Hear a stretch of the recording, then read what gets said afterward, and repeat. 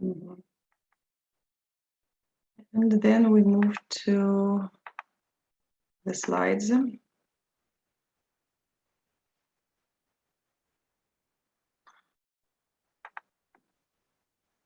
Okay. So as you see, can you see? Not yet. Yes, ma'am. I can see it now. Okay. So today we are going to speak about medication, dealing with medication, which is Unit 5 of the book. And you remember that you've done the presentations about different tests and procedures, and so I've looked through your presentations. They are very good, and today we're going to listen how you'll present them orally, and we'll do this at the end of our classes during the third hour. Okay. And so we'll start with the first, yes, here it is. We start with the first slide, and so here we can see the names of different drugs and types of drugs. So, and our task is classify the drugs which are given to the left according to their type. So, and the names of the drugs here are the following. So, paracetamol, cyclizine, salbutamol, aspirin, amoxicillin, ranitidine, chlorpheniramine, and diazepam. So I think you are familiar with these drugs. They're very just commonly used. And the types of the drugs are given to the right. They are antibiotic, then analgesic, antiemetic, sedative or hypnotic, gastrointestinal, antihistamine, cardiovascular, and respiratory. Yes. Well, so if we speak about antibiotics, which of the drugs represents this group? Paracetamol. Paracetamol. Paracetamol is not antibiotic. Amoxicillin. Yes, amoxicillin is antibiotic. What about analgesics?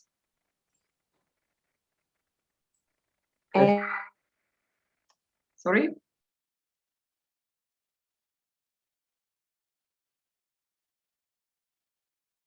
Hello? Can you hear me?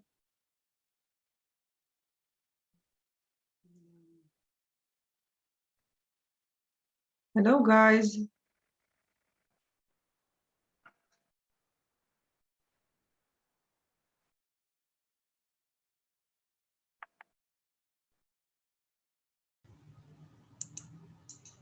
Okay, welcome back.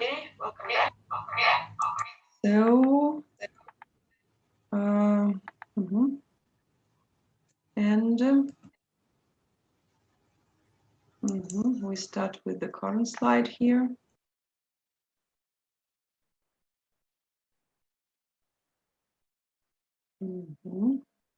So we were speaking about analgesics, and so among these drugs, which are analgesics? Paracetamol. Aspirin. Yes, and aspirin also. Then antiemetic drugs, what are they? So do you know any antiemetic? This is cyclizine. Then sedative or hypnotic. I think you are familiar with them. Sedative drugs. Ranitidine, ma'am.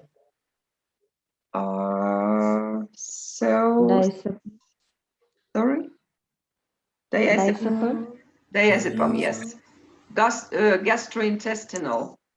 And Ranitidine. ranitidine. Yes, ranitidine. Then antihistamine. Chlorophenol. This is chlorophenamine. Then cardiovascular drugs. Aspirin. Aspirin and just aspirin. And respiratory. Salbutamol. Salbutamol. Yes. If we say that, for example, amoxicillin belongs to antibiotics, what are the benefits of each drug? What is the benefit of antibiotic? What do they do? It's used to bacterial infections. It's used to treat bacterial infection. Yes, fight the infections. What about analgesic drugs? What do they do? Analgetics. Yes, they reduce Painkillers.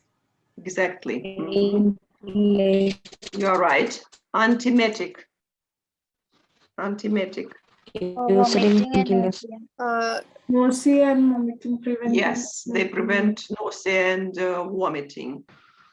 Sedative, hypnotic drugs, what do they do? Sedation. Yes. Yes, okay. Gastrointestinal.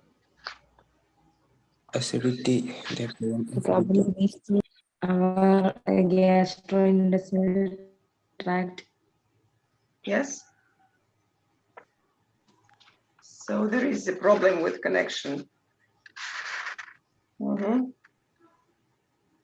Okay. So they just treat, they are used to treat gastrointestinal diseases, right? Then antihistamine. Allergies. Yes, Allergy. anti-allergies, okay. Cardiovascular drugs, what about them? With heart problems. It's like heart problems.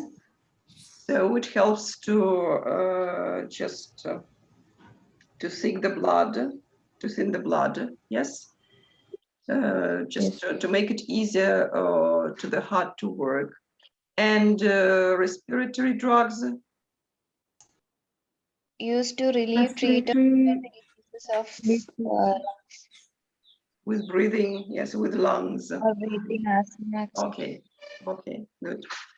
So we've looked through some of the drugs and their functions.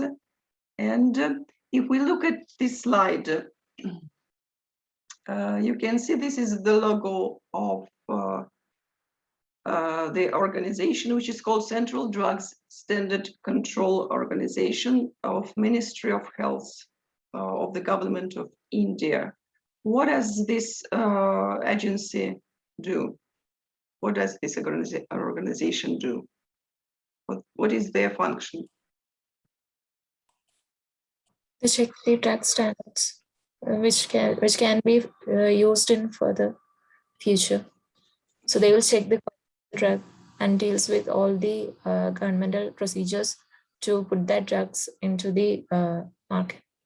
Exactly. Okay. So so this is every country has this kind of agency, and here on the slide we can see regulatory agencies that approve the use of drugs in different countries. So in the USA, this organization is called Food and Drug Administration. So this is EDA. In the United Kingdom, it's the National Institute for Clinical Excellence, nice.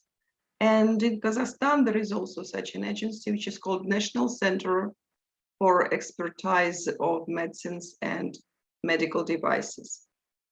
So, and here, if we move to the next slide, there is information about some drugs which are called generics.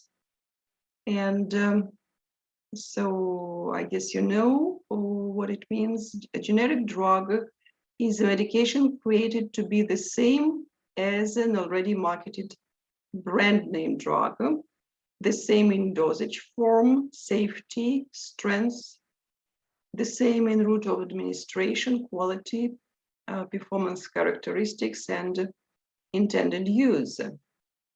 So it means there are different types of drugs in the market in every country. And if we think about the difference in the use of difference in the brand name drugs and the generics. And so what are the arguments for and against making generic versions of new medicines available in every country? I mean, what are the advantages? Let us speak about the advantages of generics. What are they? What do you think?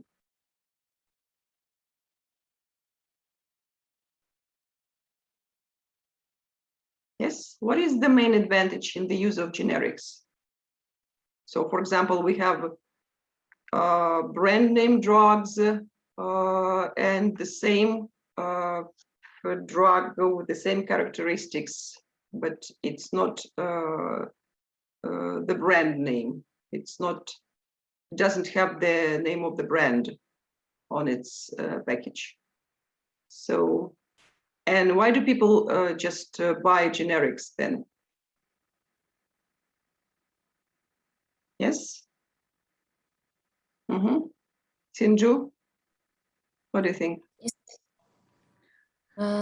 Mainly, since we have so many drugs, the quality of the drug matters. So it may be a reason that the generics will be used, that different medicines are produced by different countries.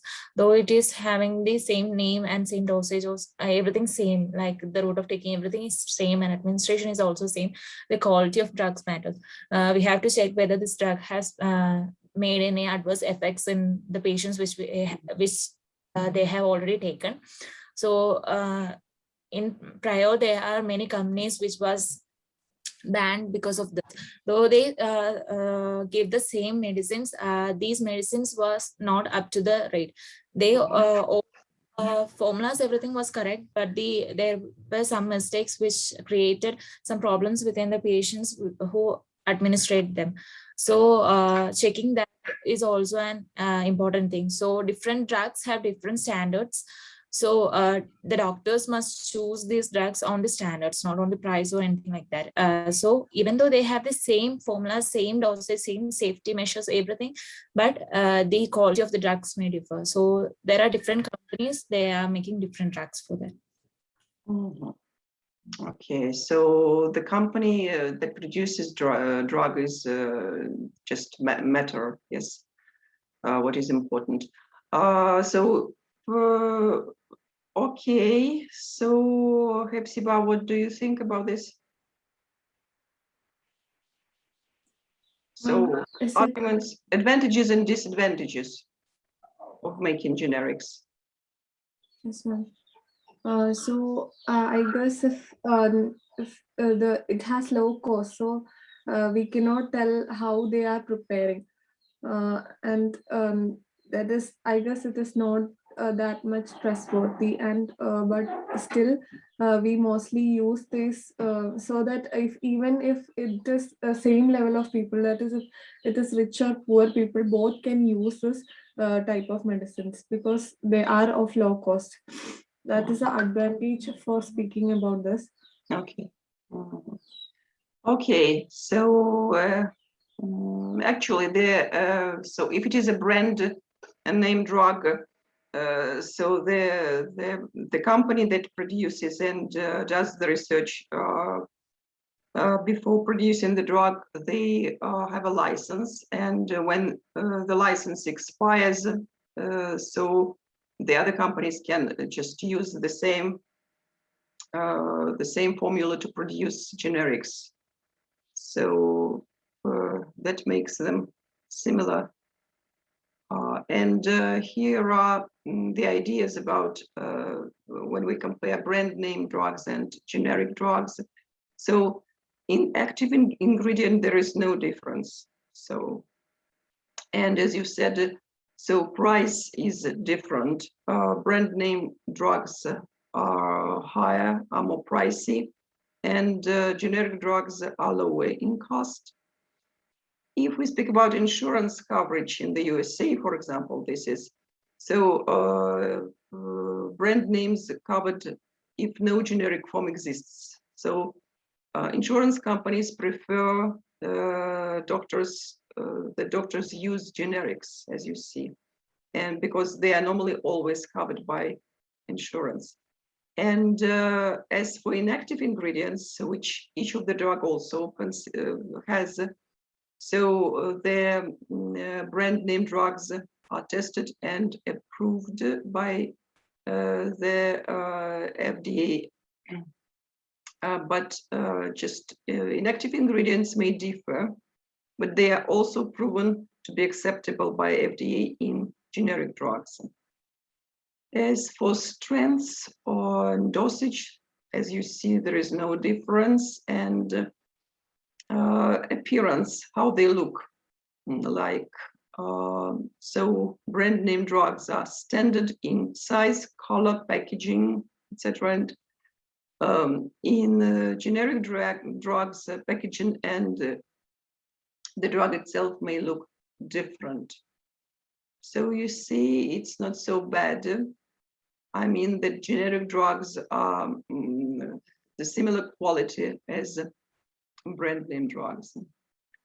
Well, and if we move to the next slide, let us have a look at the patient here. And so here we can see our guidelines for prescribing any drug in hospital. So there are 3 guidelines on this slide, and the question is why these are important and what might go wrong if we do not follow these guidelines. So let us look at them and comment on each of them, and let us listen to Asna. Asna, are you here? Yes, ma'am. Yes, please. The first one is for you.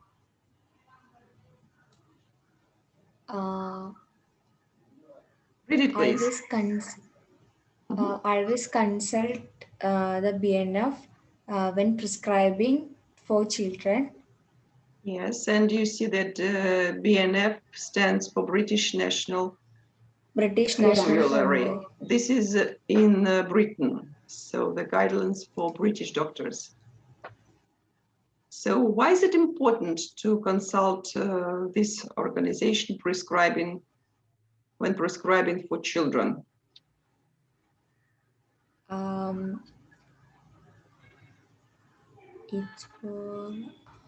So if we compare prescriptions for adults and for children, what is the difference?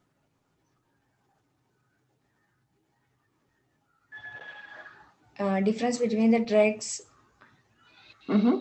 dosage. Okay, yes, yes. So, and we should always just look at the prescriptions of so organizations that approve the drugs because the dosage is lower for children than for adults, as you see. Mm-hmm. Yes. And some drugs are banned to be used for children. Yes, Okay. ma'am. So let us listen to Shamisha, please. The second line. Consult your seniors when in doubt. If we are doubt in some clinical cases, such as to identify the disease, if the doctor can't identify which the symptoms is leading to which disease, we should we should move the patient to the senior doctors, because they have many experience with such cases. If we take any wrong prescriptions to that patients, it may lead to several another problems to that patient. Exactly, yes. And so medical doctors are normally work in teams, and this is very important if you have any doubts. Okay, so the next line, the next just guideline is for Ramisha. Yes, ma'am. Check if patient has allergic reaction to drugs. It is important because some patient or some people have an allergic reaction to some of the medicines and something like food medicine, etc. So when we don't check this reaction before prescribing a medicine, it will become harmful to that patient, and that medicine is useless to that patient. It's not only useless, this is dangerous to the patient. Exactly. Yes. Okay, thank you. Then John Farvin, please. Yes, ma'am. Patient care. Here are guidelines for prescribing any drug John Farvin, in the hospital. Excuse me, will you read number 4? Guideline number 4, please. Yes, ma'am. Check if the patient is responsible person. Okay, why is it important to follow? So this is the guideline for doctors. The doctor should check if the patient is a responsible person. Why? Why should the doctors do this?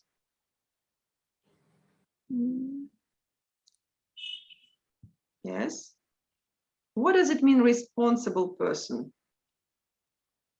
If, for example, a doctor prescribes him some medicine, so what should the patient do with this medicine? He should take those medicines at proper time. Exactly. Proper quantity. Dose. Yes. So the doctor should be sure that the patient will take these drugs. Okay. And so the next is for Hala Malik. Yes, ma'am. It's check for alternative to drugs. In this one, it means that the above mentioned 4 cases can be 4 situation can be overcome by this one. If the patient if for when we are looking for medicine for children, we should know that this amount of the drug should be given, not more or not much. So if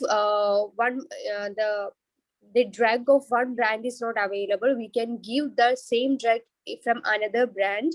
And if you have any doubt, we should consult the senior, because if we are in doubt of same drug of different brands, then we can consult the senior and make a final decision. And then in the third case, for allergic reaction, okay, so we have already I'm sorry to interrupt you. So I would like you to speak only about the 5th line here. Yeah, ma'am. I meant that if the patient is allergic to penicillin, then the doctor can use alternative drugs of any alternating antibiotic drug, ma'am. Okay, so you are speaking about alternative drugs, but here is the line, the idea is about alternatives to drugs. What are the alternatives to drugs? So instead of drugs, yes? Alternative? Instead of drugs, what can a patient do? Can the doctor, do you hear me? Yes. Ma'am, if instead of drugs, a patient can take care of their food, they can take care of their diet, they can take care of self, they can take care of the self mental health, they can take care of their lifestyle, they can take care of, they can do more exercise. What type of disease is that? Depends on that, ma'am. Exactly. Thank you so much. So the patient can change his her lifestyle. Okay. So yes. So these are the ways of following.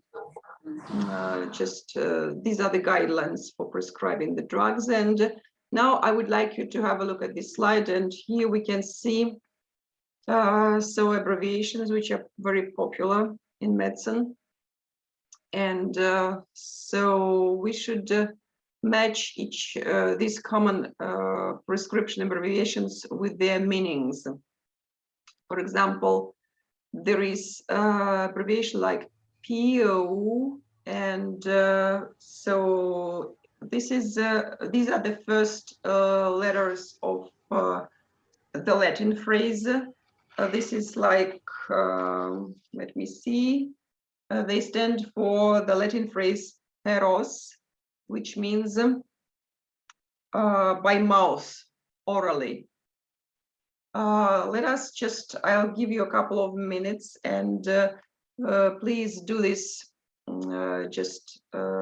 this task, this exercise, just in your, make notes on paper, do it individually, and then in 2 minutes we'll check it, okay?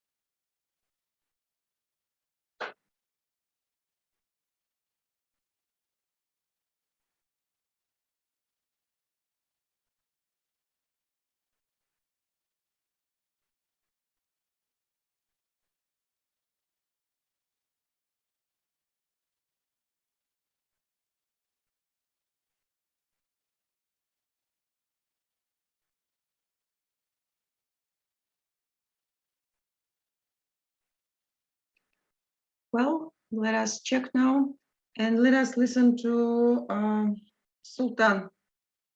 Sultan, are you here? Sultan? Yes, please. Will you comment on each abbreviation, please? So we've discussed the first one. What about the second? PRN. It's as required. Okay, it means pro renata in Latin. Okay, the next, the third one, please, Sultan. That for immediately. Okay. Then OD for once daily. Yes, once. this is once omnidae, omnidear. So it stands for once a day, every 24 hours. Then G. And G for gram. Gram. Then And double. TT 2 tablets. Okay. And OM? OM for early morning. Early Yes. morning. You're right. This is omni mane, in the morning. Yeah. Okay, so well done. Thank you. And so in the next slide, we can see just a more complicated just task where we need to guess the meaning of the following drugs without definition. Definitions are not given. But the name of the groups are given here. Here, the first group just tells us about frequency of drugs. It means how often the drugs are taken, should be taken. The next one just about the route of administration. So how it should be taken. And then the last group is about measurements. So please, also just several minutes, let us say 3 minutes for you to write just what these abbreviations mean. Start, please.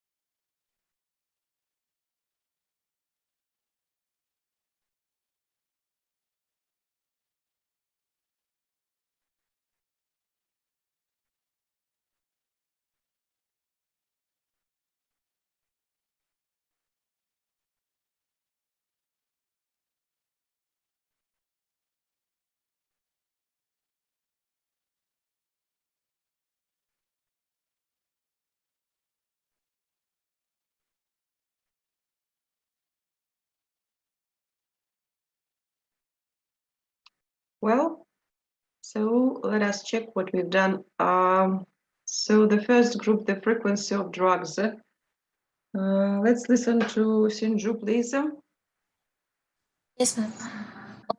It's every night. Mm-hmm. BD is twice a day. Okay. TDS is thrice a day.